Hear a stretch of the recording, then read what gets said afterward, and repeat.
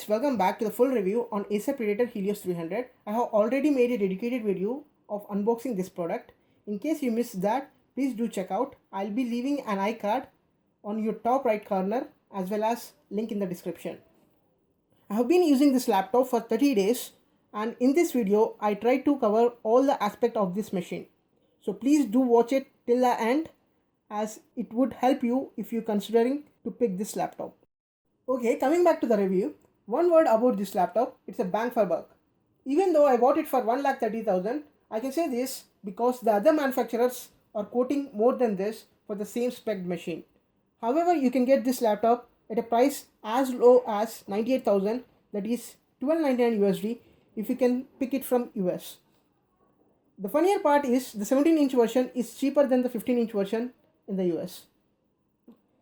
Before picking this, I considered Asus ROG Strix Hero 2, which is a similar spec machine, but it's quoted around 1,64,990 in India. So I dropped the idea of choosing that over this. Even I considered MSI GS65 Stealth, but even that costed me more than this. So I even dropped that idea. If you can get Helios 300, the 1660 Ti variant for around 90k, I would recommend you to go for it over this RTX 2060, as 1660 Ti was on sale during Big Billion Days for around 90k. But I missed the Big Billion Day, and at the time when I was in need of laptop, the 1660 Ti was overpriced at around 1,14,900 and RTX 2060 was at 1,19,900 for the 15.6 inch variant. But the one I have is a 17.3 inch variant. This costed me 10k more than that. So I chose the latter as a 15.6 inch variant has many light bleeding issues, which we will be discussing in detail in the later part of this video. Being it out of my budget, I opted for no cost EMI through credit card. But there is a catch in this. It sounds no cost, but we are going to pay a little extra to the bank every month, which is not disclosed in the Flipkart terms and conditions. If you want to know how exactly the no cost EMI works, let me know in the comment section below. I will be glad to make a dedicated video on that. Now let's hop into a full review. We'll be starting with the boot time first. It makes a weird sound which gives gaming vibes. You can see it's pretty quick. It took me around 23 seconds. It comes with Windows 10 Home Edition pre-installed. Coming to the display, it's a matte screen. Display is colorful enough. The one with me is 17.3 inch variant. It has a 144Hz refresh rate with 3 milliseconds of response time. It's a full HD 1080p display. Being a 17.3 inch screen, Acer going with 4K would have been a better choice. But even this is vivid enough. The display comes with 350 nits of peak brightness and it's pleasant to watch even at 100% brightness. Most often I have used with 50% brightness in indoor lighting conditions, and I can say it is decently bright even at that level of brightness. It has color accuracy of 97% RGB and 78% of Adobe RGB. The main reason for choosing 17 inch over 15 inch despite being costlier is during my research I came across many users complaining about the backlight bleeding issue. Moving on to the performance, it indeed performs prominently than expected. Being it an RTX machine, any game can be thrown on it, it performs with ease. As soon as any heavier game is played, the fan starts kicking in, which makes loud sound, dominating over the speaker sounds. Anyway, most of the gamers prefer playing with headsets and so it should not be an issue.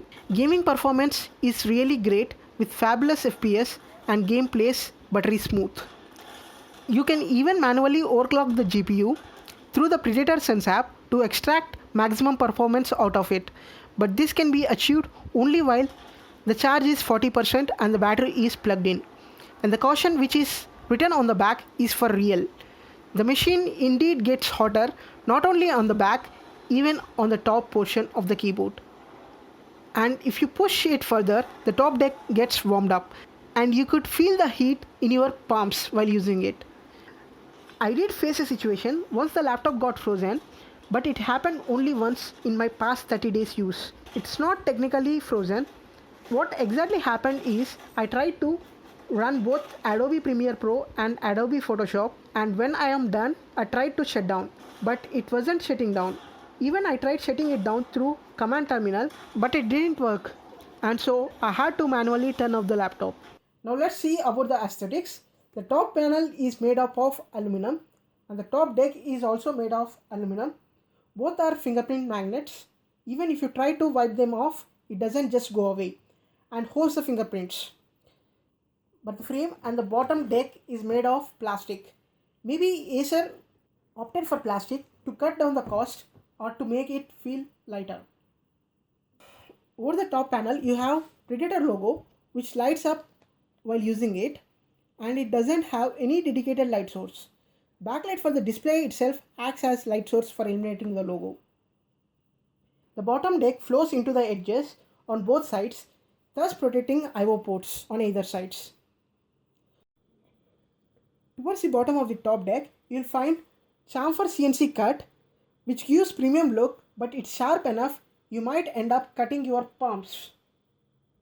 Talking about the I/O selection, towards the right we find USB 3.1 Type-C Gen 2 port, but it is sadly not Thunderbolt compatible. This is a major drawback and there is only one Type-C port. Next we have the USB 3.1 Type-A Gen 2 port. Both of them being Gen 2, they support speeds up to 10 Gbps when a compatible USB device is attached. The Type-A port can be used as a charging port even when the laptop is turned off.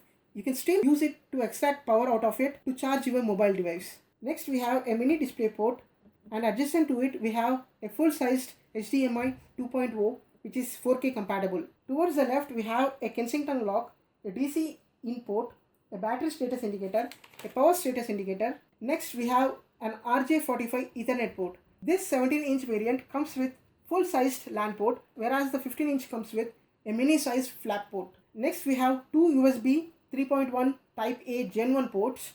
Both of them support speeds up to 5 Gbps. Next we have a headphone cum mic port.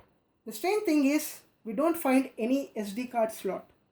Moving on to the hinge is steady enough, but the problem with this hinge is, being it a 17-inch variant, the torque applied to open the hinge is more compared to 15-inch variant. So there is a light flex while opening the lid and the laptop struggles to open. You can see a slight bend while opening. Could be a problem as it could end up breaking the hinge.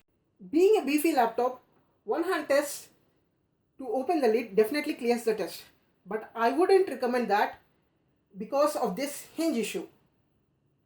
Let's move on to the keyboard. It has a full-sized keyboard with numeric pad and the space between the keys is decent enough. It feels great to type. It has 4-zone lighting with 5 levels of brightness. Being a gaming laptop, it misses out mechanical keyboard, and it has typical chiclet style keys. It has good travel distance, which makes people love typing on it. Though it has 5 levels of brightness, it's not too bright as the edges of keycaps are covered with white, preventing light to pass through. You can individually customize 4 zones to your desired settings. Acer also provided few dynamic presets.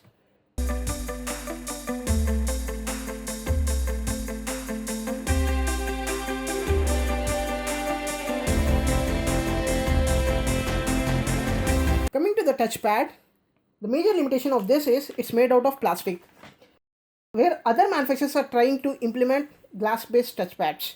But the good thing is that it's smooth enough and supports Windows Precision drivers. Moving to the webcam, it has a 720p HD webcam, which isn't that great, but it serves the purpose. There's a green light indicator to indicate that webcam is on. There are 2 microphones on either side of the webcam, which captures great sound. Let's move on to the sound. 2 speakers are situated on the bottom deck, which are bottom firing. Compared with the other manufacturers, it doesn't sound that great, but it's a minor upgrade over the 2018 edition. Speakers are Wave certified, and you can tweak over the speaker settings in the Waves Max audio app, which comes pre-installed. Talking about the internals, I thought of showing you the internals, but I don't want to mess with the warranty, so sorry for that. It comes with an i7-9750H CPU. It's a 14 nanometer based CPU which comes with 6 cores and 12 threads. And being a H CPU, any heavy task can be handled.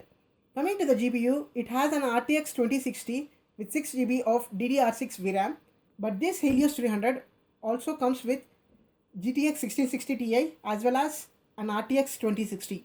The main difference between the GTX and the RTX GPUs are the availability of tensor cores and the ray tracing cores which are present in the RTX GPU, whereas only CUDA cores are present in the GTX. As many games coming up in 2020 would require tensor cores as well as ray tracing cores, this laptop will stand as future proof.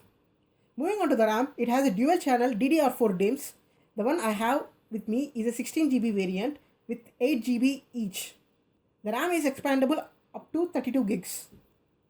Coming to the storage, it has two NVMe M2 slots, one already being occupied with 256 gigs, the other can be used for an upgrade. It also comes with 1TB 2.5-inch SATA HDD. But the problem with this HDD is the Acer Case Center app always fails to check the health of the HDD. This might be a problem with my unit, but I wanted to mention it.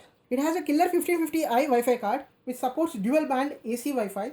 I heard many good reviews, but my experience with it turned out to be ironic, as I couldn't Google cache this device and speeds were also relatively very slow. I have a 50 Mbps connection at home, but I used to get around 9 Mbps initially. I have then upgraded the drivers which resolved this issue. I'll be leaving direct link to the drivers in the description box in case you are facing the same issue. It has two cooling fans which Acer calls it as 4th generation AeroBlade 3D technology, one for each CPU and GPU. You can individually control the speeds of fans through Acer Predator Sense app. The fans are pretty powerful. It can even suck dust. You can see the dust accumulated over the vents. It happens in seconds. Even though I clean it regularly, in a long run it could be an issue because it affects the speeds of fans eventually and thus produces sounds and heat in large amounts. Coming to the battery, it packs in a 59 Wh battery. It is the same battery which is used in 15-inch variant too. Being its 17-inch variant, it would have been better if Acer has chosen to utilize the space to fit in a larger battery. Coming to the charger, I have received a DC Electronics manufactured charging brick. It's very compact enough and easy to carry. It seems few people got Sony manufactured charging bricks. Both chargers are 180 watt and doesn't have any Acer branding.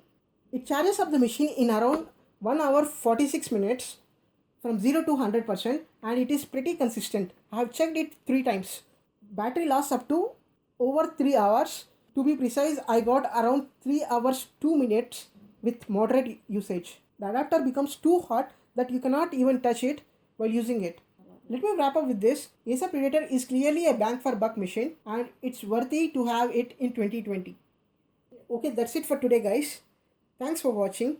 Hope you find this video helpful. If you like my efforts, please like, share and do subscribe to my channel. And if you have any queries, please leave a comment below. This is Aditya signing out.